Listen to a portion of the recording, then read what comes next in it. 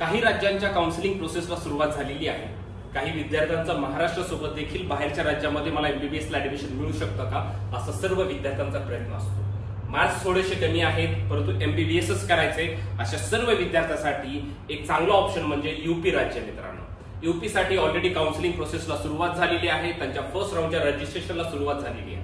Exactly registration कशा पद्धतीने करावं लागेल, त्याच्या महत्त्वाचे टाइम टेबल कसा आहे, त्याच्यासाठी काय डिपॉझिट लागू शकतं का, त्याचे नियम काय आहेत, या सर्व गोष्टी क्लिअर करण्यासाठी नमस्कार, मी ऋषिकेश कुलकर्णी आपल्या सर्वांचं व्हायब्रंट ऍडमिशन गायडन्स या आपल्या युट्यूब चॅनलमध्ये स्वागत करतो। मित्रांनो, यूपीच्या काउन्सिलिंग प्रोसेसला फर्स्ट राऊंडला सुरुवात झालेली आहे। काही महत्त्वाचे पॉइंट सांगतो ते समजून घ्या। ऑलरेडी व्हायब्रंट मधल्या सर्व विद्यार्थ्यांना आपण यूपीचे रजिस्ट्रेशनचे फॉर्म भरण्यास सुरुवात केलेली आहे। ज्या विद्यार्थ्यांना त्या राज्यामध्ये जाऊन एमबीबीएस करायचंय अशा सर्व विद्यार्थ्यांच्या व्हायब्रंट मध्ये आम्ही फॉर्म भरून देतोय। चॅनलमध्ये नवीन असाल तर आपल्या या चॅनलला सबस्क्राइब करायला विसरू नका, जेणेकरून तुम्हाला सर्व महत्त्वाचे अपडेट्स पाहायला मिळतील। आता इथे बघा, the time schedule for first round of online registration counselling for UP NEET 2025। पहिल्या राऊंड साठीचं हे टाइम टेबल आहे। कुठल्या कोर्सेस साठी आहे लक्षात घ्या, यूजी कोर्स, एमबीबीएस आणि बीडीएस साठी, बाकी कुठल्या कोर्सेस साठी नाहीये। In government, private medical, dental colleges and universities of the state as follow. तर आपल्या विद्यार्थ्यांसाठी फक्त हे प्रायव्हेट मेडिकल साठी तुम्ही फोकस करा किंवा डेंटल कॉलेजांना करायचं असेल तर, कारण की गव्हर्नमेंट साठी आपण तिथे इलिजिबल नसतो। तिथल्या गव्हर्नमेंट साठी आपण 15% ऑल इंडिया कोट्यातून जाऊ शकतो, परंतु हे रजिस्ट्रेशन काय तिथल्या प्रायव्हेट साठीचं आहे, तिथल्या गव्हर्नमेंट कॉलेज साठीचं हे रजिस्ट्रेशन नाहीये। ही पहिली गोष्ट क्लिअर करा। दुसरी गोष्ट काय आहे, महत्वाचा टाइम काय, date of online registration and upload of documents 18 तारखेपासून ते 28 तारखेपर्यंत असे टोटल 10 दिवस दिलेले आहेत। Date of deposition of registration fee and security money, काही डिपॉझिट द्यावं लागतं, रजिस्ट्रेशन फी भरावी लागते, त्याच्यासाठी देखील 18 तारखेपासून 28 तारखेच्या दुपारी 2 वाजेपर्यंत टाइम देण्यात आलेला आहे।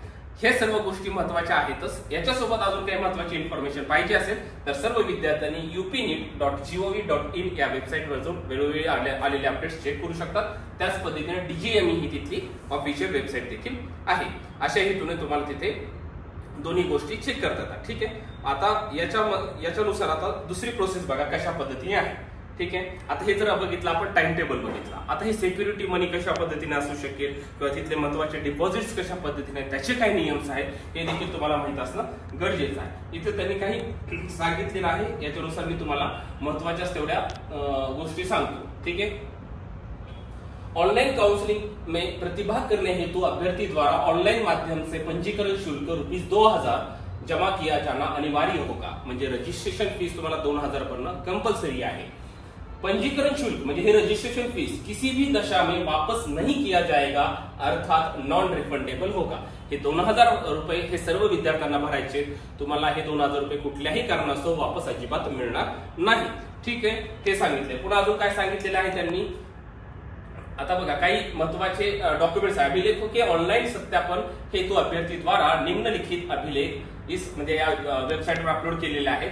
त्याच्यासाठी फॉर्म भरण्यासाठी काय लागणार आहे, हायस्कूल मार्कशीट किंवा प्रमाणपत्र लागेल, इंटरमिडिएट मार्कशीट म्हणजे 12वीचे सर्व डिटेल्स लागतील, मार्कशीट लागेल, आरक्षण से संबंधित प्रमाणपत्र हे इफ लागू हो म्हणजे आपल्याला जर असेल तर, परंतु सर्व महाराष्ट्रातले विद्यार्थी त्या राज्यासाठी ऍज ओसी म्हणजे ओपन कॅन्डिडेट म्हणून कन्सिडर केले जातात, त्यांच्यासाठी हे किंवा डोमेसाइल याची काही गरज पडणार नाही। ठीक आहे, मग आता याच्यासाठी बघा काय महत्वाच्या गोष्टी की आता हे जे दिलेले आहे तर एक्झॅक्टली सिक्युरिटी मनी बघा, सिक्युरिटी मनीचा देखील आपल्याला इथे भरावेच लागणार आहे। निजी क्षेत्र के मेडिकल पाठ्यक्रम सीटों हेतु म्हणजे प्रायव्हेट कॉलेजसाठी जर तुम्हाला तिथे अप्लाय करायचं असेल तर तुम्हाला 2 लाख रुपये ही अमाऊंट डिपॉझिट म्हणून तिथे आता ऑनलाईन पेमेंट करणं गरजेचं आहे। आता बघा इथे सांगितलेलं आहे, ऐसे अभ्यर्थी जो राजकीय आता त्याच्यासाठी ठीक आहे राजकीय किंवा प्रायव्हेट याच्यासाठी करणार असेल तर 2 लाख आहे, 1 लाख रुपये तिथल्या विद्यार्थ्यासाठी, त्याच्यासाठी आपल्याला काही महत्वाचं नाहीये। ठीक आहे, पुढे बघा इथे काय सांगितलेलं आहे, राजकीय तथा निजी क्षेत्र गवर्नमेंट किंवा प्राइवेट कॉलेज साठी के मेडिकल कॉलेज और डेंटल कॉलेज हेतु प्रथम चक्र की काउंसलिंग द्वारा आवंटित और प्रवेशित अभ्यर्थियों को निःशुल्क निर्गमन फ्री एग्जिट की सुविधा होगी, अर्थात प्रथम चक्र की काउंसलिंग से आवंटन के पश्चात यदि अभ्यर्थी द्वारा प्रवेश नहीं लिया जाता है तो उसकी धनराशि वापस कर दी जाएगी। म्हणजे पहिल्या राऊंडला हे यूपीच्या लक्षात घ्या, पहिल्या राऊंडला मित्रांनो काय आहे तर फ्री एक्झिट आहे, हे तुम्ही लक्षात घेणं गरजेचं आहे। तुम्हाला काय करायचं आहे, रजिस्ट्रेशन फीस 2000 रुपये भरायची आहे आणि डिपॉझिट किती भरायचं आहे मित्रांनो तर 2 लाख रुपये डिपॉझिट भरायचं आहे। परंतु पहिल्या राऊंडला बघा, जेव्हा पहिल्या राऊंडचा रिझल्ट लागणार आहे तर फर्स्ट राऊंडला तुम्हाला सांगितलेलं आहे फ्री एक्झिट इथं सांगितलेलं आहे त्यांनी. जरी तुमचा नंबर लागला नाही फर्स्ट राऊंडला किंवा नंबर लागला आणि तुम्हाला जर तिथलं कॉलेज नको असेल तर काय सांगितलेलं आहे तुम्हाला तिथे पहिल्या राऊंडला यूपीच्या ह्याच्यामध्ये फ्री एक्झिट दिलेलं आहे त्यांनी. ठीक आहे. प्रथम चक्र की काउंसलिंग से निःशुल्क निर्गमन फ्री एग्जिट की सुविधा प्राप्त अभ्यर्थी द्वितीय अथवा तृतीय चक्र की काउंसलिंग में पुनः प्रतिभाग कर सकता है. म्हणजे समजा पहिल्या राऊंडला तुम्ही फ्री एक्झिट घेतलंय, आता एखादं कॉलेज मिळाले मला नकोय ते फ्री एक्झिट घेतले चालतंय, अशा सर्व विद्यार्थ्यांना दुसऱ्या किंवा तिसऱ्या राऊंडला इलिजिबल करण्यात आलेलं आहे. म्हणजे ते विद्यार्थी दुसऱ्या राऊंडला इलिजिबल आहेत असं त्यांनी इथं सांगितलेलं आहे. ठीक आहे. पुन्हा म्हणजे दुसऱ्या अथवा तृतीय चक्र काउंसलिंग में पुनः प्रतिभाग कर सकता है. ठीक आहे. पुढे काय सांगितलेलं आहे,